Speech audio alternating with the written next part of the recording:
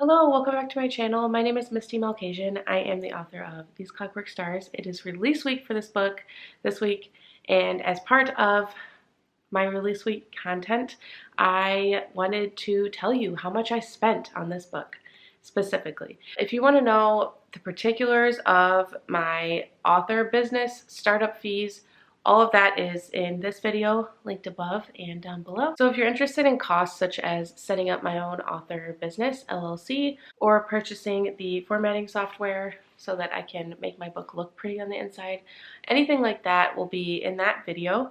But today I wanted to go over just the specific expenses for this book in particular. And this should be a fun video, so I'm excited. I like it when other authors do this and kind of go over their expenses for their books because it does vary very widely. Anything that you hear me talk about here, you do not have to do. You can spend way more on your book or you can spend far less. So do not take this as this is how much you need to spend when publishing your book at all. This is just my own personal experience. So all of the disclaimers out of the way, let's get into it. So first of all, you have to take your writing software into consideration. There are writing softwares out there that cost money, such as Scrivener, which is a popular software. I think it's between $20 and $40 depending on if you have a NaNoWriMo discount or not. I have tried Scrivener in the past, but I haven't been, it just isn't for me. It's not simple enough for me. I need something like really simple. So I just went with Google Docs, which is free. So the low price of free for my software that I use to actually write the content of my book. Another factor to consider when you're talking about how much you spend publishing a book is the editing services that you buy.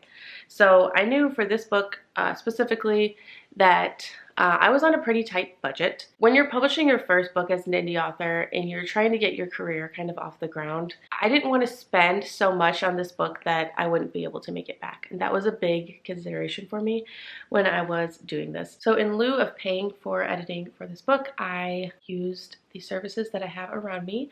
So my husband is very well versed in English and he has done beta reading for many years for other writers online, and so I had him edit my book. Obviously that was free because we're married. Another thing I did take advantage of was ProWriting Aid, which is an online editing software. It is not perfect, I will definitely say that. It's not perfect, but it does catch a lot of things that you would not otherwise have caught. So I took full advantage of that. So I am happy with the product that I came up with. I'm very proud of it. I really like it. I think that I did a good job and that my husband did a good job and that my beta readers really helped me out with the kind of development aspects of the story. So I did not pay for editing this go around. In the future, I definitely do want to do that. That is something I learned with this book, is that I do want to do that in the future just because it's a ton of work and I kind of want to like farm out a little bit more of that work in the future. But I'm very happy with the product I came up with. But like I said, editing services were free this go around. So another thing is proofreading. For this book, I did my own proofreading. I'm very meticulous, very scrutinizing, and I tend to notice a lot. So I did do several rounds of proofreading with this book, and I'm very happy with the result. So obviously that was free because I did it myself. Proofreading is something I really enjoy, even though it is very difficult and very time consuming, it's strenuous. I do enjoy it. I don't know if I would ever pay for that just because of the way that I do it. I feel like I'm happy with my results using myself. So in the video that I did recently, which was my author business expenses, the formatting software, I factored that into my business startup costs because I don't know how to divide that out among however many books I'm gonna write. And I don't want to include all of that cost in just this one book because it doesn't seem correct, because I'm going to continue using that software in the future. So I did not include that in this video, but if you want to see that, definitely check my other video out. So my first expense was ISBN numbers, which are International Standard Book Numbers. And just in case you didn't know, you need a different ISBN for each and every edition of each and every book that you write. So I needed to use 2 of my ISBN numbers for this book, for ebook, and for paperback. But yeah, so for the 2 ISBNs that I used, that ended up coming to $59. So now we're getting into cover design costs. I have mentioned this in other videos, but I actually designed this cover myself. I'm very proud of it. I really like the way that it turned out. I think it fits the story well, and I think it's so pretty. So that included both a Photoshop subscription and a Shutterstock subscription in order to get the images for this cover and also use the software to design it. I included those costs in my business startup because, like I said, it's hard to divide a monthly or annual amount like by book. I don't know all of the books that I'm going to write that I'm going to be designing myself versus like having someone else design it. So I just consider that an author business expense. So those are in that video. But I did have to buy these sparkle effects. I have a sparkle effect going right here and then a sparkle effect going down here along the bottom. And I did have to purchase those. I bought those on Etsy for $2.78, and they are commercial use, so you can buy the assets once and then use them for commercial purposes. That was really good. I paid $2.78. I'm very happy with the results of those. I think they look so pretty. I love that they just look like stars. Also, another factor, just so you know, for this cover was the fonts that I used, the commercial licenses for the fonts I used. I also included that in my author startup costs because I am using that for multiple projects. So anything I'm using for multiple projects, I included in that video. So again, it is linked. But for this book, I'm not including it. So literally $2.78 for the cover besides my author startup costs. So I did decide to buy some images from a place called the Image Apothecary, and that ended up being $100 because I bought 5 images and then I had them Photoshop my book cover onto the promotional images, and I'll put them up on the screen here. I'll put a couple of them just so you kind of know what I'm talking about. But yes, so I bought those. Definitely not something I would consider again in the future because you can definitely just print off your own proof copy and take your own photos and pay way less.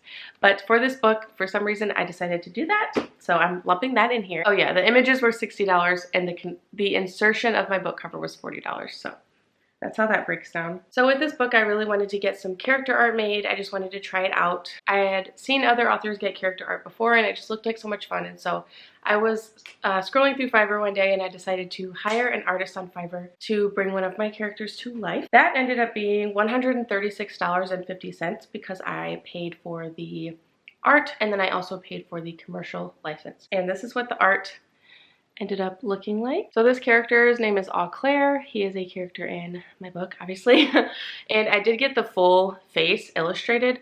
However, I only wanted to use half of it on the bookmark because I just feel like it's, I don't know, I just feel like it's cool. I like how mysterious it looks. And yeah. And I did get these bookmarks made, obviously. So I bought these, I designed them myself. I got the layered Photoshop file from the designer, so I was able to create this exactly the way I wanted it to in Photoshop. And on the back of it, I put some assets from my cover, including my branded like title text and everything. So it was free to make these besides the character art, and I did pay for them to get printed via gotprint.com, which is a very affordable website if you're looking for like printed promotional materials.